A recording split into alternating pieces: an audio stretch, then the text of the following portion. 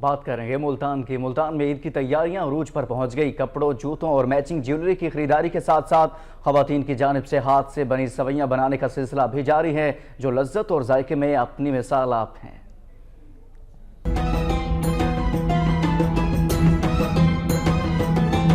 نمک ملے پانی سے میدا گوندھ کر جوے اور بلے سے سوئیاں بناتی یہ خواتین عید کی تیاریوں میں مصروف ہیں۔ سوئیوں میں ایک قسم جوے اور بلے سے بنی سوئیاں ہیں۔ ویسے تو سوئیاں فیکٹری میں بنائی جاتی ہیں، مگر ہاتھ سے بنی سوئیاں ملتان کی مشہور سوغات ہونے کے ساتھ ساتھ قدیمی روایت بھی ہیں۔ انگلیوں کی پوروں کے ساتھ جوے بنانا انتہائی مہارت کا کام ہے۔